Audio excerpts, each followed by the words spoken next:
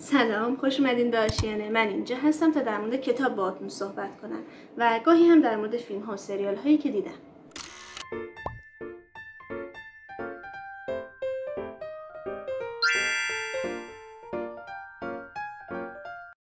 این ویدیو ویژه نمایشگاه کتاب 1404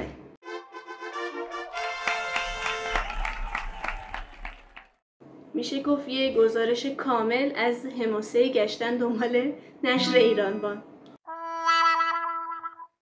امسال نمایشگاه کتاب یه حس غربت خاصی داشت که توی سالهای قبلیش نبود، با اینکه اون حس و حال جادویی که قبلا داشت به مرور داره از بین میره، ولی امسال واقعا عجیب بود. یکی از دلایلش برمیگرده به اینکه خیلی شلخته بود. یعنی انگار لحظه آخری برای نمایشگاه آماده شده بودن. راهروهایی که توی کودک و نوجوان بود نه شماره داشت نه اسم داشت. میرفتی اطلاعات، میگفتی فلانش رو میخوام، یه برگه بهت میداد، اطلاعات رو راهنمایی میکرد، میرفتی دنبال اون راه رو میگشتی ولی پیداش نمیکردی، مثلا نمیدونستی باید کجا دنبالش بگردی. میگفت ورودی 7. ما تا بالا رفتیم، از نگهبان پرسید اینجا ورودی چنده؟ گفت اینجا ورودی 1، بعد برگردی پایین. همه اون راهو برگشتیم پایین. بعد اونجا که رسیم دوباره میگه نه خانم اشتباه اومدی، اینجا ورودی 7 نیست، بعد بری بالایی پایینیه. خلاصه اینجوری خیلی گشتیم. دومین دلیلش به خاطر خودمه. امسال من یه ذره پادرد داشتم و خب این مزید بر علت قبلی میشه که باعث میشه بیشتر برنجم. بریم سراغ تور سرعتی نمایشگاه کتاب امسال. همون اول بسم الله رسیدیم به نشر پرتقال. حقیقت نشر پرتقال خیلی شلوغ بود. ملت داشتن مثل هر سال فله فله کتاب از پرتقال می‌خریدن. قشنگ کیلویی بود انگار. یه سری هم سر عکس گرفتن توی روزنامه دیلی پروفیت دعوا رو انداخته بودن. واقعا شلوغ بود. منم خیلی دوست داشتم اونجا از همه کتاباشون فیلم بگیرم، به خصوص اون مجموعه نلسون که این بالا توی که قفسه کتابم گذاشتم. ولی فرصت نشد برم سراغش و خوب بگردم. یکی از دلایلش خواهر کوچیکم بود. غفلت میکردم کل پرتقال شخم میزد. اینا رو تحفه آوردیم از نشر پرتقال. اینم برداشت. من حواسم نبود، نمیدونم این اصلا کی برداشت، ولی خب خودش پولشو حساب کرد. بعد از نشر پرتقال که اومدیم بیرون، مأموریت اصلیمون شروع شد. پیدا کردن نشر ایرانبان. لابلای جستجومون برای نشر ایرانبان نشر مات رو پیدا کردیم که من بار اول بود میدیدمش، ولی خب حقیقت خیلی جالب بود. پر از مانگا بود. خیلیشو من خودم قبلا خونده بودم و خیلی خاطر انگیز بود و از همه مهمتر کیفیت خیلی خوبی داشت. یه سوغاتی هم با خودمون آوردیم. اینجاست. تمام تصاویرش از روی خود فیلمه. تصاویر بامزه و روشنش رو پیدا کنم.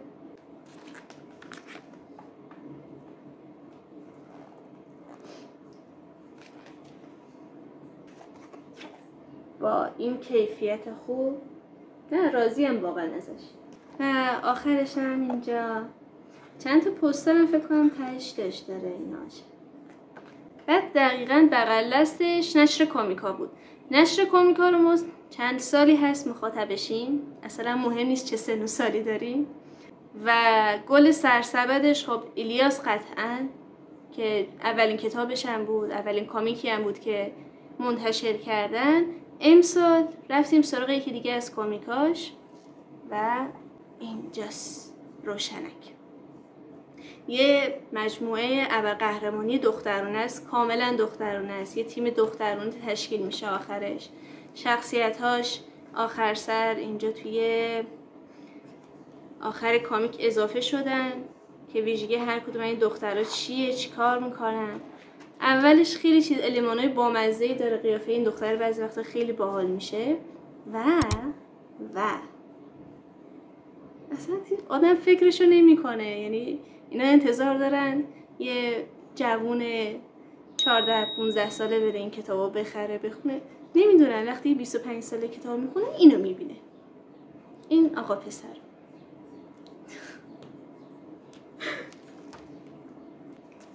اینم برای کوچولومون گرفتیم و قیافش خیلی بامزه است.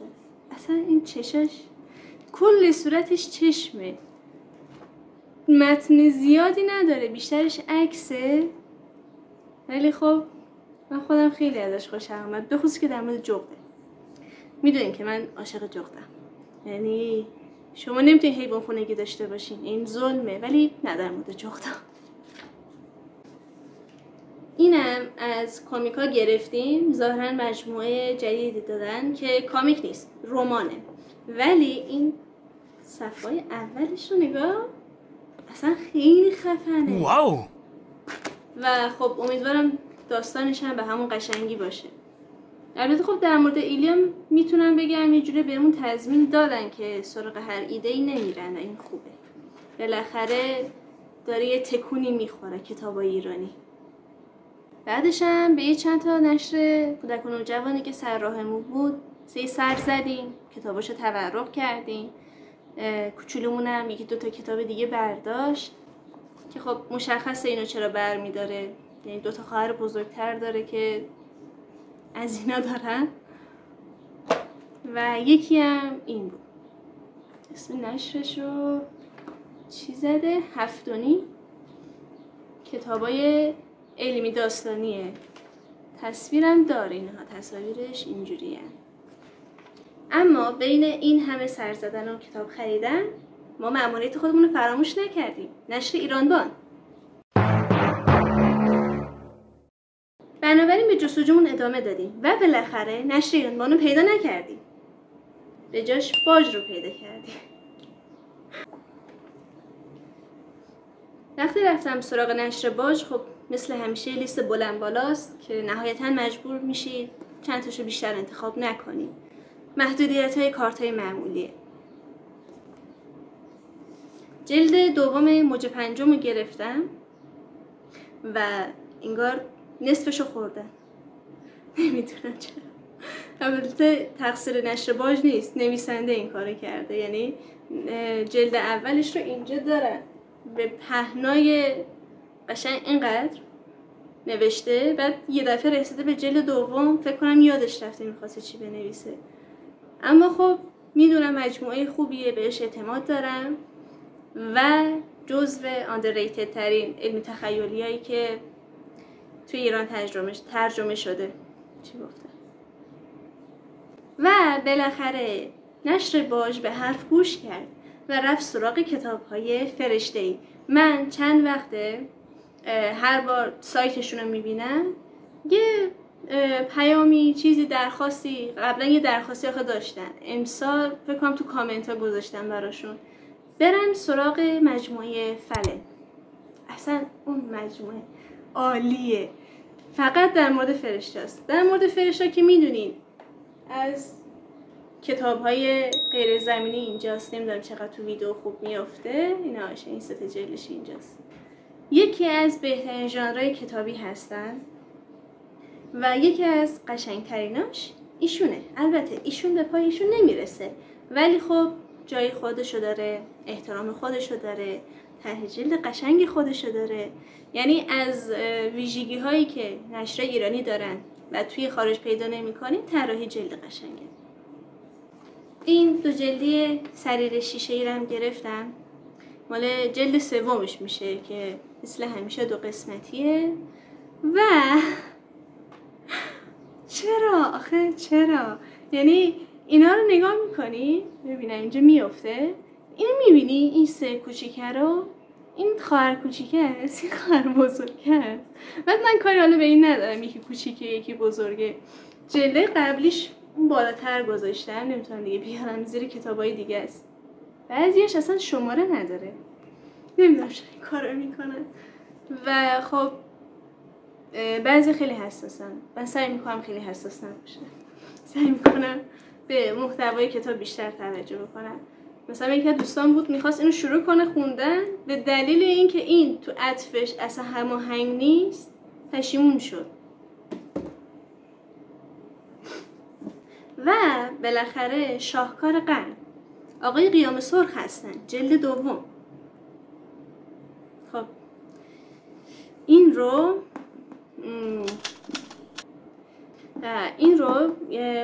یه دفعه به فکرم رسید خریدم. نه اینکه یه دفعه بهم الهام شده خب برم شروع کنم قرمز. جلد یکیشو از قبل داشتم، ولی توی اون لحظه فکر میکنم یه چند تا کتاب تو ذهنم بود، بالاخره اینو انتخاب کردم. شک داشتم آخرین کتابی که میگیرم چی باشه، من بذار حداقل مجموعه‌مو کامل کنم، چون من این 1-2 سال اخیر قشنگ بهم خیانت شد. مجموعه نصف نیمه گیرم اومد و هنوز قلبم به خاطرشون شکسته است. البته من به خاطر یکیشون تمام کتاب فروشی‌ها رو گشتم، پیداش کردم، بالاخره نجاتش دادم، ولی اون یکی رو هنوز نتونستم کاری کنم. بهترین کاری که میتونی بکنی اینه که اول مجموعهاتون کامل کنی، حتی اگه نمیخونی. یعنی کتاب ها توی نشرهای ایرانی هر آن ممکن طرح جلدشون عوض شه، ممکنه هر آن چاپ تموم بشه، اصلا یه ادیشن کامل میدن بیرون، قبلی رو یادشون میره. آره، کارمون که با نشر باج تموم شد، خب دیگه اومدیم بریم به اون مأموریت حماسی خودمون برسیم و با ناامیدی به گشتن ادامه بدیم، تا اینکه خب من به فکرم رسید بذار یکی از بچه‌های باج بپرسم. بنابراین یکی از غرفه‌دارا پرسیدم که احیانا نمیدونی نشر ایران بان کجاست، این اطراف ندیدیش؟ و گفت چرا اتفاقا بیا برو اون پایینیه، میبینی همون سر نبشه همون کوچه. بعد دیگه به مدد این بزرگوار ما ایران بان رو بالاخره پیدا کردیم. اینجا رد میشه سایه میفته، جلو نور رو میگیری قشنگ. و اینم سوغاتی ایران بان. کمه، اصلا فکر نکنید زیاده، این برای من کمه. خب عرضم به حضورتون جلد دوم افعی و بالای شب، اصلا معلوم بود باید میگرفتمش. این رو هم برداشتم، خیلی تعریفش رو شنیدم و خب مثل همه کتابای دیگه‌ای که از ایران بان میگیرم مطمئنم از اینم خوشم میاد. طرح جلدش مشخصه، یعنی من به درجه رسیدم با یه نگاه به جلد کتاب میفهمم قراره خوشم بیاد یا نیاد. این دخمه رو گرفتم ولی اشتباه گرفتم، اصلا حواسم نبود نوشته کتاب دوم. کتاب اولش کجا بود نمیدونم، من ندیدمش.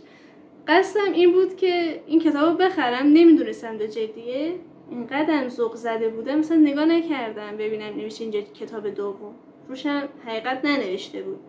و دلیل خوبی دارم به خاطر انتخاب کردن این کتاب، اسمش پنلوپه است و بچه‌هایی که توی واتپد اگه منو دنبال کردن میدونن پنلوپه اسم یکی از فنفیکایی که من دارم می‌نویسم. این 2 جلدی سالهای ساله چشم منو گرفته و بالاخره حاجت روا شدم. بالاخره این جمعه نمایشگاه کتاب ما بود و میشه ازش کتاب ساخت، اسمش هم گذاشت ماجراجویی برای یافتن ایران بان یا در جستجوی ایران بان. خب همچنان بی برکت نبود همونطور که میبینین و مثل همیشه جیبامونو فقط خالی کرد. و نهایتا میرسیم به روز شنبه که رفتیم بخش عمومی.